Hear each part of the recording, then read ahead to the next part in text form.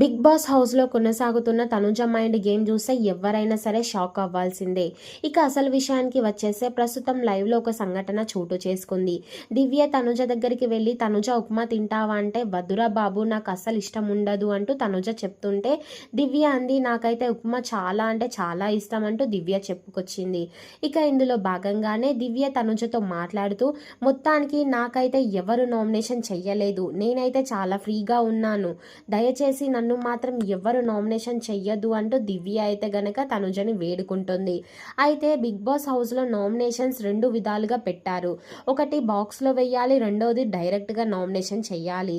అయితే ఈలోగా పక్కనే ఉన్న పవన్ కళ్యాణ్ ఏది ఏమైనా సరే దివ్య చూడు నామినేషన్లో లేదు కాబట్టి ఎంత దర్జాగా ఎంజాయ్ చేస్తుందో, అదే ఇంకెవరైనా గనక ఉండుంటే ఈ పార్టీకి ఎక్కిరించేది అంటూ పవన్ కళ్యాణ్ అంటుంటే తనుజ అవునవును అంటుంది. అయితే ఇక్కడ గమనించాల్సిన విషయం ఏంటంటే దివ్య ఈలోగా భరణి గారిని పిలుస్తుంటే తనుజ అక్కడి నుంచి వెళ్ళిపోయింది.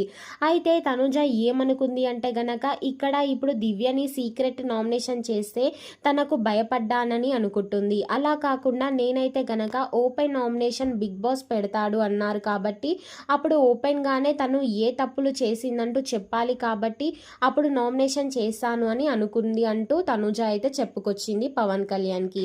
ఏది ఏమైనా సరే తనుజ యొక్క మైండ్ గేమ్కి ఎవరైనా సరే సలాం చేయాల్సిందే. మరి ఈ వీడియోలో తనుజ యొక్క అభిప్రాయం కరెక్టేనా కాదా అనేది కామెంట్ చేయండి.